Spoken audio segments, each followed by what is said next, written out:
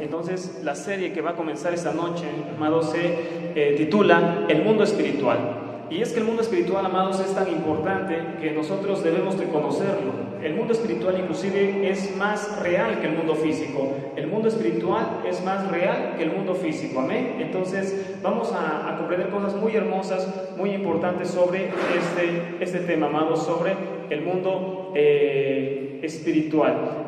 Y es que en esta serie de temas vamos a despejar varias dudas, por eso van a ser varios temas para que podamos irnos con detalle estudiando sobre ellos, y vamos a ver varios temas, amados. Entre esos temas que vamos a ver el tema sobre el infierno, sobre si existe o no el infierno, amados, que ya hemos platicado, lo vamos a ver hasta el final de esta serie. Vamos a ver sobre el tema de los ángeles, de los demonios, del enemigo, del Satán, amados, y todo ello. Pero ¿por qué es tan importante estudiar esta serie de temas?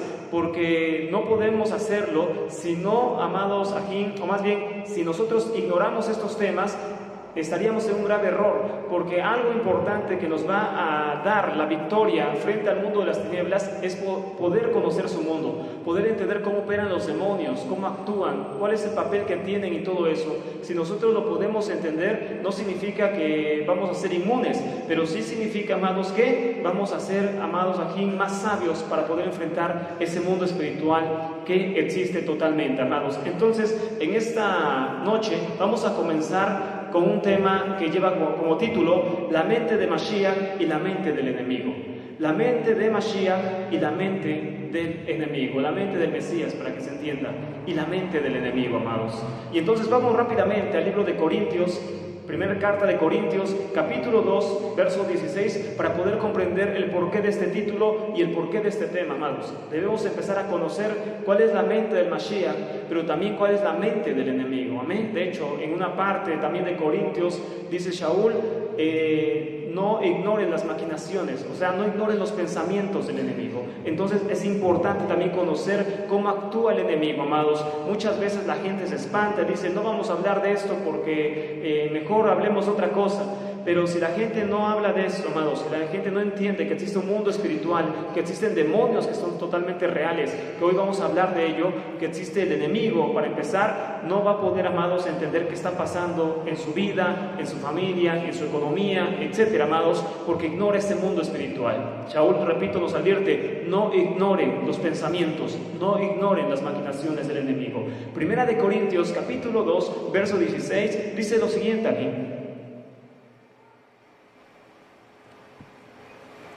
Porque ¿quién conoció la mente del Adón, del Señor?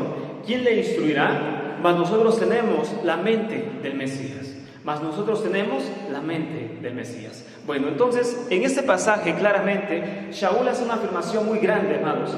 El creyente en el Mesías toma junto con su nueva naturaleza que viene al conocer al Mesías, también toma una nueva mente, amados, que es la mente del Mashiach. Entonces, cuando el creyente viene en Teshuvah al Mesías, entonces el Mashiach le da una nueva naturaleza, pero también una nueva mente, la mente del Mashiach. Y de hecho, amados, esa nueva mente que toma el creyente es lo que va a forjar su nueva naturaleza en el Mesías. El cambiar nuestra mente va a cambiar también nuestra naturaleza terrenal. La naturaleza pagana va a ser cambiada por una naturaleza nueva, y esa naturaleza es la naturaleza del Mashiach, amados, la naturaleza del Mesías.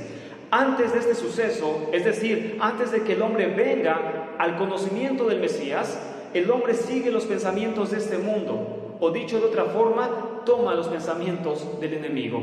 Antes de venir al Mesías, el hombre también tiene una mente, es decir, también tiene unos pensamientos por los cuales se guía, y esos pensamientos son los pensamientos del enemigo, los pensamientos del Satán, amados, en pocas palabras. Y entonces, por eso cuando viene al Mashiach, debe de, otra vez, amados, perdonen la expresión, formatear su mente, como se hace en las computadoras, cambiar esa programación que hay en la mente de la persona y tomar una mente nueva, un pensamiento nuevo, y ese pensamiento es el pensamiento del Mashiach. O de lo contrario, amados, la persona nunca cambiará su antigua naturaleza, continuará toda la vida con esa naturaleza antigua, esa naturaleza pagana, porque tiene una mente todavía, amados, no restaurada, todavía no ha adquirido la mente del Mashiach. Entonces, repito, amados, antes de que el hombre venga al conocimiento del Mesías, el hombre sigue los pensamientos de este mundo, amados, o dicho de otra forma, toma los pensamientos del enemigo. ¿Dónde dice eso? Efesios capítulo 2, verso 1 al 3, dice lo siguiente, amados. Perdónenme que me vaya tan rápido, es que es muchas citas, mucha información, muchos conceptos que no van a poder anotar esta noche, amados, discúlpenme, pero sí les recomiendo y les pido que puedan repasar este video y este audio posteriormente cuando ya esté editado, para que ustedes puedan ya tomar sus apuntes con más calma, amados. Lo que pasa que son bastantes conceptos que nos va a costar mucho anotarlos en esta noche y en las siguientes clases, por llamarlo así, las siguientes ministraciones. Y entonces Efesios capítulo 2, verso 1 al 3 dice: y Él les dio vida a ustedes cuando estaban muertos en sus delitos y pecados, en los cuales anduviste en otro tiempo, siguiendo la corriente de este mundo, conforme al príncipe de la potestad del aire, el espíritu que ahora opera en los hijos de desobediencia, entre los cuales también todos nosotros, vivimos en otro tiempo, en los deseos de nuestra carne, haciendo la voluntad de la carne y de los pensamientos, y éramos por naturaleza hijos de ira, lo mismo que los demás. Entonces aquí Shaul enseña claramente esto, que nosotros antes de conocer al Mashiach teníamos un pensamiento, una forma de conducirnos, una naturaleza diferente a la naturaleza del Mashiach, y esa naturaleza que teníamos antes del Mesías no era inclusive nuestra, amados, era la naturaleza del enemigo, la naturaleza del Satán. Por eso dice, opera en los hijos de desobediencia. En otro tiempo dice, cuando estaban sin el Mesías, la corriente de este mundo, conforme al príncipe de la potestad del aire, operaba en ustedes como opera en los hijos de desobediencia. Es decir, amados, que ahora nosotros tenemos una nueva naturaleza y por ende un nuevo pensamiento diferente al del mundo. Entendemos entonces que la vida que llevamos cumplía una voluntad. La vida que llevábamos antes del Mashiach cumplía una voluntad, y esa voluntad era la voluntad del príncipe de este mundo, es decir, del enemigo, del diablo, del Satán, amados. Lo que hacíamos antes de conocer al Mashiach tenía un propósito y cumplía una voluntad. Esa voluntad era la voluntad del príncipe de este mundo, del enemigo. Por ello, las decisiones, las acciones y todas las obras y palabras, hechos, glorificaban a un ser. Ese ser era Satán, era el enemigo, amados. Todo lo que hacíamos prácticamente, todo lo que decíamos, todo lo que pensábamos, todas nuestras obras, nuestros hechos, daban honra a un ser, y ese ser era el enemigo. El libre albedrío es el poder de elegir. El libre albedrío es el poder de elegir. Si el hombre elige los pensamientos del enemigo, actuará, hablará y será como él. Repito, amados, el libre albedrío, que de ello hablaremos más a detalle en la siguiente clase, cuando hablaremos sobre los ángeles caídos y su rebelión en el cielo, según la tradición judía y según también Judas, Apocalipsis, etcétera, que nos habla de eso, que no contradice a la tradición judía sobre ese aspecto. El caso es que el libre albedrío es el poder de elegir. Si el hombre elige los pensamientos del enemigo, actuará, hablará y será como él, será como el enemigo, amados. Algo que se parece y copia un molde se le llama hijo. A algo que se parece y copia otro molde se le llama hijo. Por ello, hay hijos de las tinieblas e hijos de la luz, hijos de Dios, de Elohim, e hijos del enemigo. ¿Por qué? Porque un hijo del enemigo, entonces ese hijo está copiando el pensamiento de su padre, que es el diablo, en pocas palabras, y un hijo de Elohim está copiando también un pensamiento, y ese pensamiento es el pensamiento de Elohim, del Creador. Un hijo es idéntico al padre, amados. Por eso Yeshua le dijo a los fariseos: ustedes son hijos de su padre el diablo, porque sus obras hacen. Si fueran hijos de Abraham, harían las obras de Abraham, pero ustedes realmente hacen las obras del diablo, y por eso su padre es el diablo, amados. Yeshua le dijo esto a los fariseos. Entonces, un hijo es aquel que hace las obras del padre, ya sea el eterno, Elohim bendito, o bien el enemigo, el Satán. Por ello, sus obras son y no son las suyas. Las obras del hombre son y no son las suyas. ¿Por qué? Porque lo que piensa, lo que hace y dice no son sus propios pensamientos, sino los pensamientos del enemigo, del diablo, en pocas palabras, para que se entiendan nuestros conceptos. Las obras que tiene, lo que piensa y lo que hace, no son ni siquiera sus propios pensamientos, son los pensamientos del diablo, amados. Y viceversa, el hombre espiritual, lo que hace, lo que dice, lo que actúa, ni tan siquiera son sus propias obras o pensamientos, son los pensamientos del Mashiach, son los pensamientos del Padre, de Elohim. El Mashiach no es Elohim, sino que digo que Elohim, amados, transmite nuestros pensamientos a través del Mashiach. Ahora bien, ¿quién dice esto, amados? ¿Hay acaso alguna cita que nos dice que las obras que un impío hace no son ni tan siquiera suyas? Es decir, que no es él ni tan siquiera el autor intelectual de eso, sino el enemigo, el Satán. Por supuesto que sí, amados. Vamos a 2 de Timoteo, capítulo 2, versos 25 y 26. Repito, amados, tal vez no puedan tomar todas las citas, tal vez no puedan esta noche ni las siguientes, porque va a haber, gracias al Eterno, bastantes clases sobre esto, anotar todas las citas al momento y tomar todos los conceptos, porque vamos a ver muchos conceptos de la clase que viene cuando hablemos sobre la caída de los ángeles en la eternidad pasada. Pero el caso es este, amados, que ustedes puedan repasar y tomar todos esos conceptos que veremos esta noche, porque créanme que serán de gran ayuda para ustedes, amados, para su vida, para los suyos. Vamos a hablar de las posesiones demoníacas que existen en los temas siguientes, no en este ni en el que sigue, sino temas posteriores. Repito, vamos a hablar sobre el infierno, sobre todas estas cosas, amados, sobre el mundo de las tinieblas, en pocas palabras. ¿Por qué? Repito, porque si ignoramos las maquinaciones del diablo, amados, perdona la expresión, vamos a ser blanco fácil de todo lo que pasa. Amén. 2 de Timoteo, capítulo 2, versos 25 y 26 dice: que con mansedumbre corrija a los que se oponen, porque quizás Elohim les conceda que se arrepientan para conocer la verdad y escapen del lazo del diablo en que están cautivos a voluntad de él. O en otras versiones dice que están cautivos para hacer la voluntad de él. Y eso es correcto, amados. Repito entonces, la persona no tiene sus propias obras, o es un decir, sus obras no son sus obras, no son las suyas, son las obras del enemigo, y los tiene cautivo para hacer su voluntad, para hacer la voluntad del enemigo. Pero entonces, si eso es así, si el enemigo es el que impone la voluntad sobre el ser humano para hacer todo lo negativo, ¿cómo juzgará entonces Elohim al hombre? El hombre puede decir, bueno, yo no hice, yo no quise, fue el diablo el que hizo que yo pecara, fue el enemigo el que me incitó a todo esto. No eran mis pensamientos los que yo ejecuté en esta tierra, porque eso dice tu palabra, eran los pensamientos del Satán, del enemigo, así que yo soy libre de pecado. ¿Cómo juzgará Elohim al hombre si esto es verdad? Si es que el hombre, amados, no actúa inclusive en sus propios pensamientos, sino en los pensamientos del Satán. ¿Cómo Elohim entonces juzgará al hombre? Bueno, porque el hombre, a través de su libre albedrío, decide adoptar y ejecutar esos pensamientos. En eso viene el juicio del hombre, como vimos, en su libertad, que es su libre albedrío. Entonces, el hombre, a través de su libre albedrío, va a decidir adoptar y ejecutar esos pensamientos. Si los acepta y adopta, es porque se identifica con ellos para volverlos una realidad. Es decir, amados, a mí el enemigo puede venir a mi vida y decir, mata a una persona, Elohim reprenda al diablo, mata a una persona.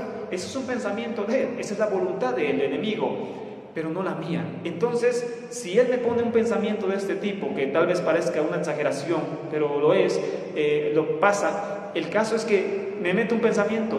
En mí, en mi libre albedrío como ser humano, decido adoptar ese pensamiento y hacerlo mío o rechazarlo. Yo digo, este pensamiento es de robo, de asesinato, y el diablo me lo pone en la mente y dice, tú tienes que hacer esto porque esa es mi voluntad. Yo decido como ser humano, a través de mi libre albedrío, tomar este pensamiento que es robo, por ejemplo, y adoptarlo como mi propio pensamiento y decir, sí, me parece bien, me identifico con el pensamiento de robo, yo lo tomo y lo ejecuto, lo vuelvo una realidad en esta tierra.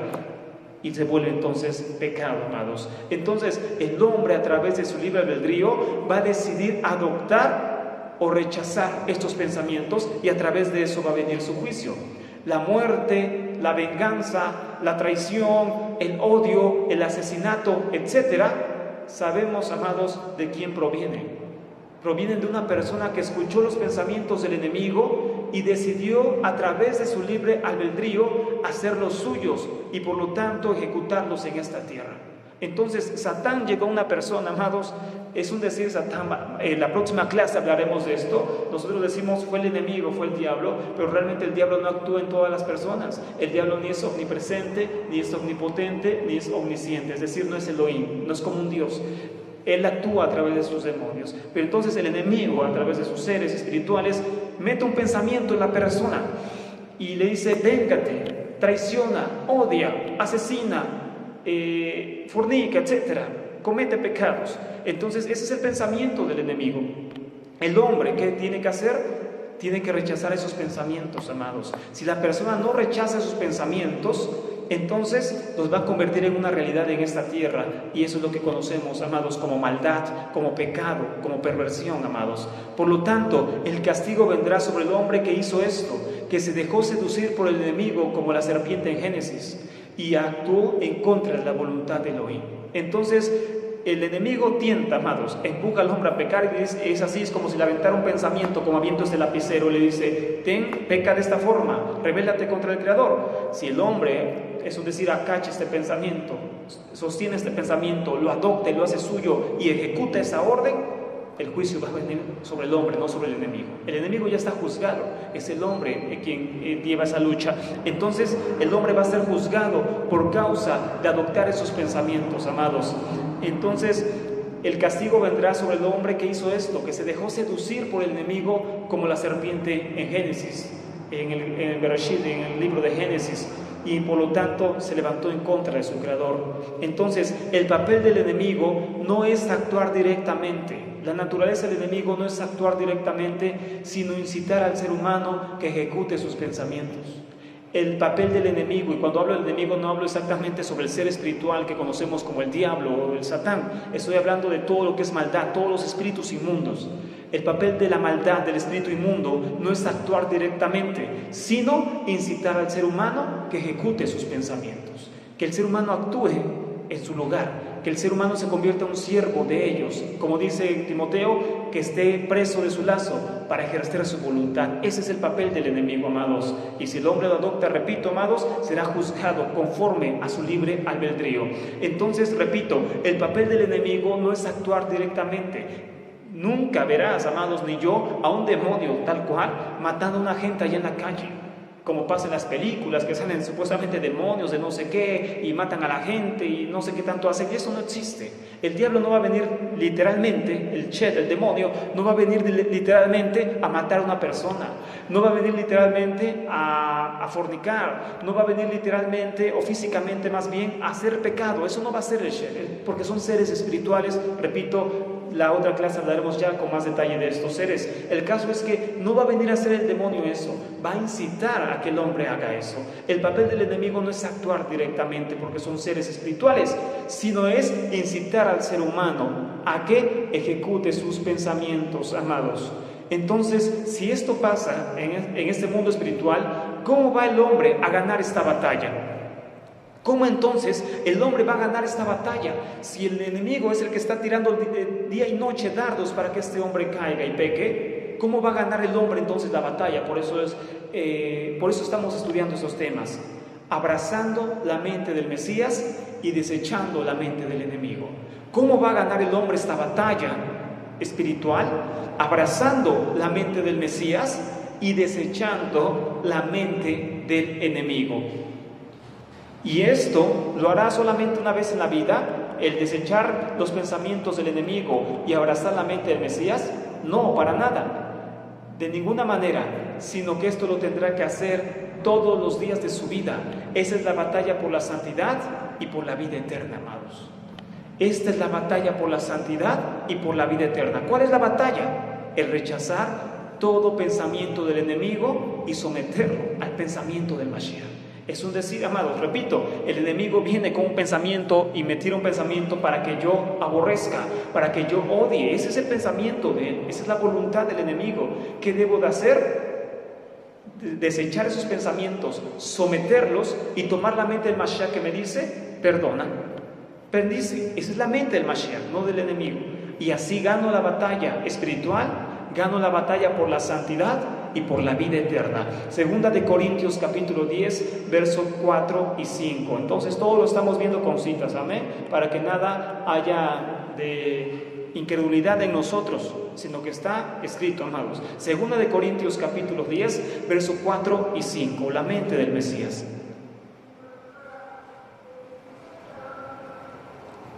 Y entonces dice de la siguiente forma, segunda de Corintios, capítulo 10, versos 4 y 5. Entonces, para que podamos ver que esto es así, amados, que el enemigo puede lanzar un pensamiento para atacarme, para hacerme daño, pero de mí depende, amados, tomarlo, adoptarlo o bien rechazarlo y llevarlo cautivo a la obediencia al Mashiach. Y esto se traduce como santidad. Entonces, cuando el hombre logra hacer esto, logra rechazar un pensamiento del enemigo, someterlo a la mente del Mashiach, se traduce como santidad y se traduce como vida eterna. Segunda de Corintios capítulo 10 y como resultado la vida eterna. Segunda de Corintios capítulo 10, versos 4 y 5 dice, amados, porque las armas de nuestra milicia no son carnales, sino poderosas en Elohim para la destrucción de fortalezas, derribando argumentos y toda altivez que se levanta contra el conocimiento de Elohim y llevando cautivo todo pensamiento a la obediencia a Mashiach.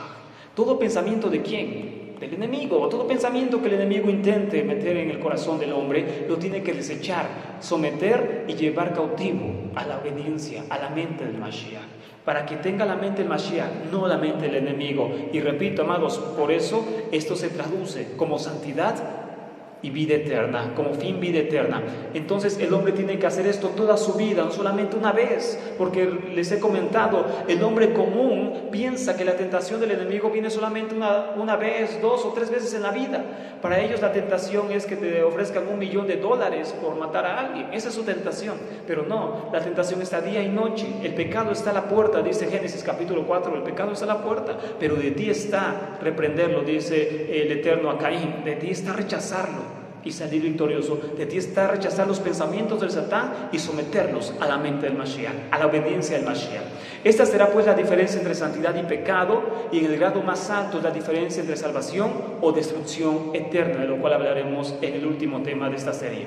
Pero vamos ahora, amados, a algo que a mí me gusta mucho, porque me gusta estudiar mucho sobre este tema y me llama mucho la atención, amados, es el mundo espiritual. Y entonces, ya que vimos esto de la mente de Mashiach y la mente del enemigo, vamos a ver algo también un poquito más alto en conocimiento. ¿Qué es un demonio? ¿Qué es un demonio? Contra los seres que peleamos continuamente o comúnmente, ¿qué es un demonio? Un demonio es un ser espiritual de naturaleza angélica, condenado eternamente. Un demonio es un ser espiritual, no carnal. Por eso Corintios dice, no es carnal nuestra lucha. Efesios 6 dice, no tenemos lucha contra sangre y carne. Entonces esta es una lección muy grande que debemos de recordar y tener presente. Un demonio, y por lo tanto nuestra lucha, es un ser espiritual. Un demonio es un ser espiritual, no tiene cuerpo, condenado eternamente. No tiene cuerpo un demonio. Un demonio no tiene cuerpo. No existe en su ser nada semejante a la materia. O sea, no hay materia, no hay algo físico en el ser. Es ser espiritual totalmente. Se trata de una existencia de carácter íntegramente espiritual. Es 100% espiritual un demonio. No tiene cuerpo, ni nada semejante a un cuerpo. No tiene materia en sí mismo. Es un ser 100% espiritual. La palabra para demonio en hebreo es shet. En plural, sheidim, demonios, amados. Elohim le reprenda. Entonces, entendemos esto. Un demonio es un ser espiritual, 100% espiritual, no tiene cuerpo. Un ser espiritual de origen angélico, es decir, que estuvo en los cielos, condenado eternamente.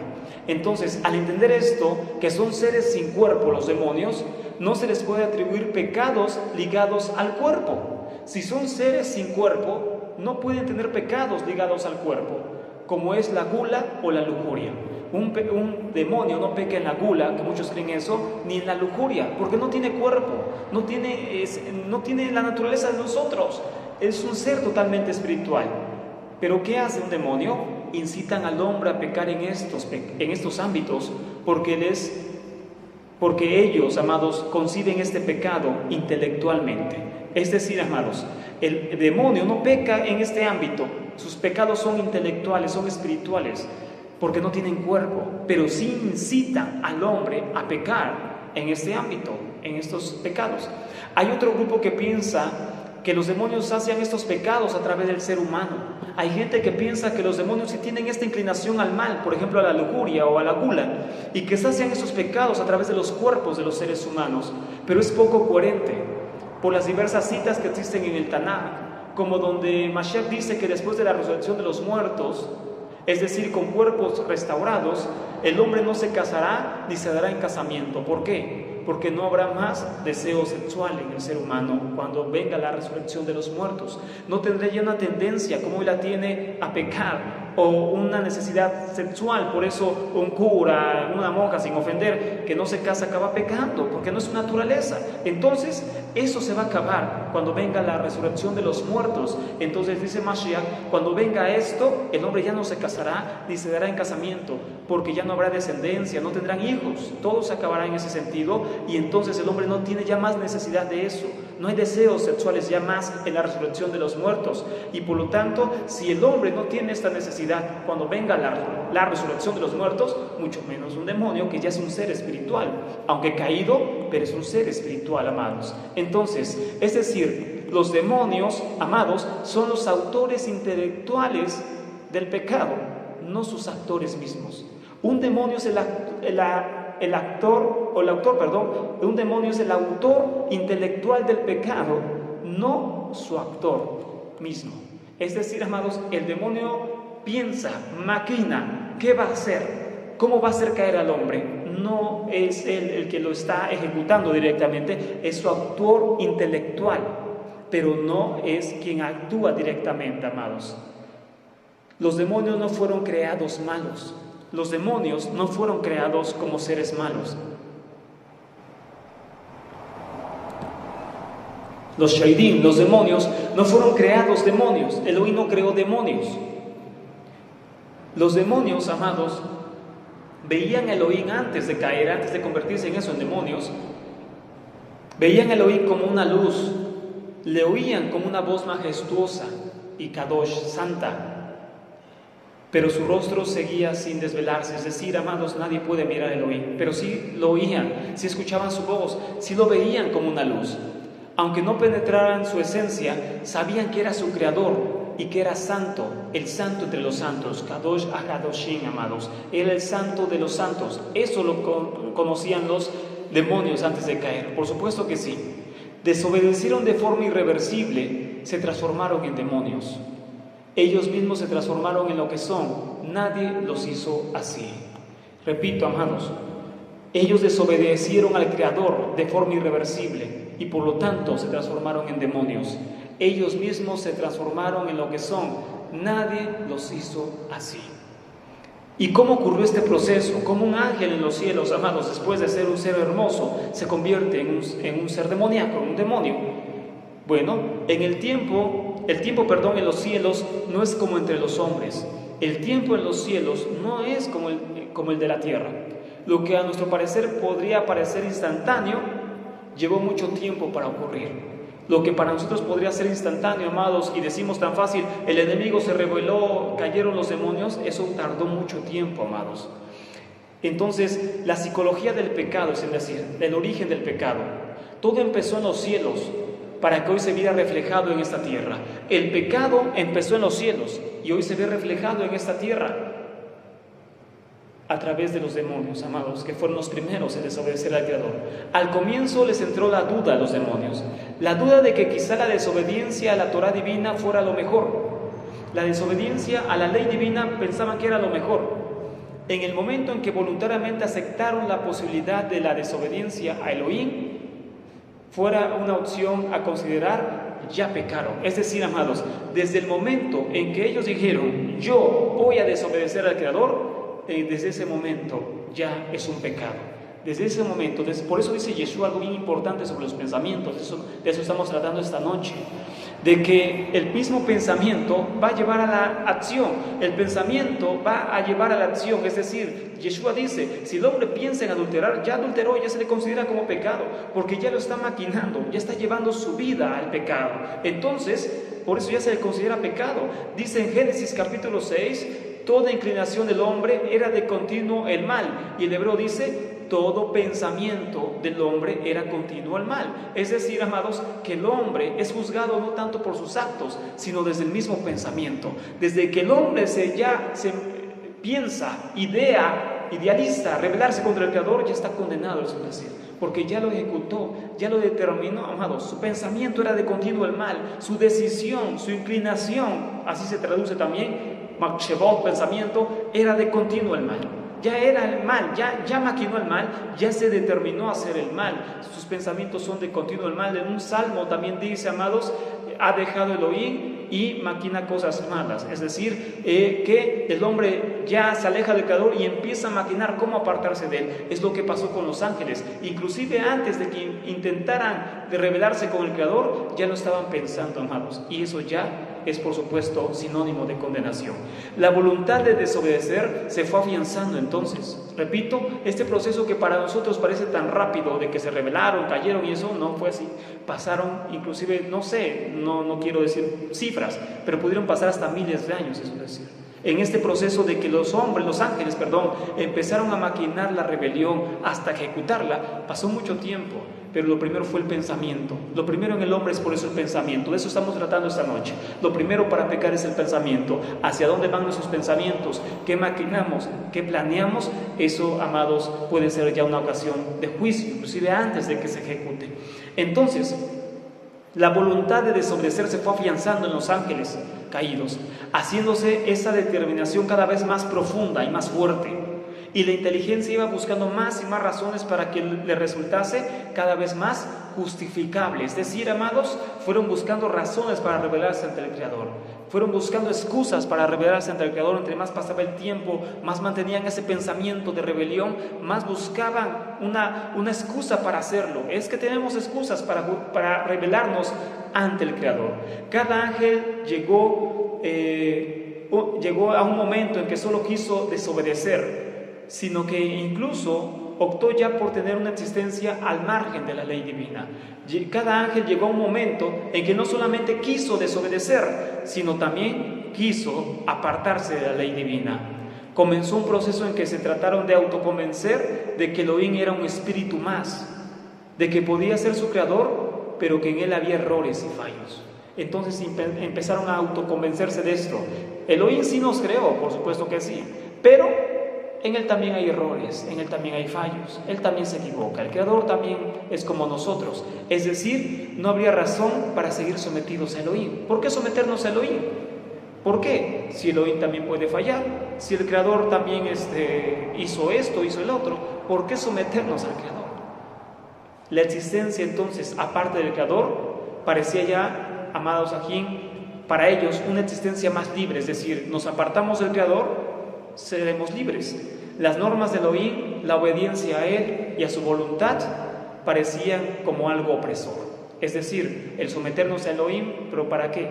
Sí, eso es una cárcel. El someterse a Elohim es una prisión. Por eso decimos, amados, todo lo que vemos en el mundo es reflejo de lo espiritual, es un pensamiento del enemigo. ¿Cuánta gente piensa así, amados? De hecho, dice el Salmo 2, rompamos las cadenas de Elohim. Elohim no nos tiene con cadenas, pero el hombre piensa que Elohim lo tiene con una cadena, que la ley divina es una carga, es una prisión. Vamos a liberarnos de esa prisión. Ese pensamiento no es del hombre. Nació por primera vez en la eternidad pasada, nació con los demonios. Así pensaron ellos, amados. ¿Por qué entonces ellos pensaban? ¿Por qué hay un espíritu que se alzaba por encima de los demás espíritus? ¿Por qué su voluntad se imponía por encima de la voluntad de los demás espíritus? Porque una voluntad debe imponerse por encima de las demás voluntades. Porque el Creador se va a imponer sobre involuntad, decían los espíritus. Es decir, el concepto de Elohim cambió en su corazón. El concepto del Creador cambia en el corazón. Ese es el principio de muchos males, amados. Cuando el hombre cambia el concepto del Creador en su corazón, pues ya, amado, prácticamente no hay nada más que hacer. Llegó un momento en que ya cada uno se mantuvo firme en su imprudencia, en sus celos, en su odio, en su envidia, en su soberbia, en su egolatría. Ya no quisieron volver atrás. Esta decisión estaba tomada, era firme para ellos y era la mejor a su parecer. Por supuesto, no es así. Solo algunos fueron apresados según Kefas, amados.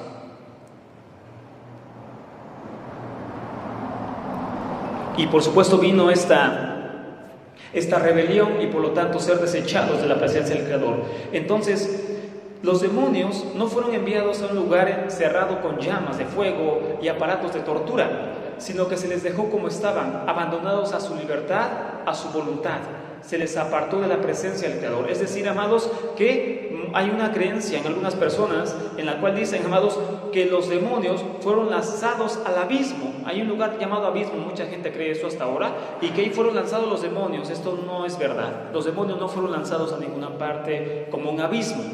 Los demonios fueron lanzados fuera de la presencia del Creador, amados. Solo algunos fueron apresados según la literatura judía y también según la carta de Pedro, Kefa y Apocalipsis. Solamente hay unos cuantos ángeles caídos que sí están presos en ciertas prisiones debajo de la tierra, de los cuales se hablará en otra ocasión, no hoy, amados. Los demás quedaron libres, excluidos de la presencia del Creador, amados. Entonces, ¿sí hubo ángeles que quedaron presos?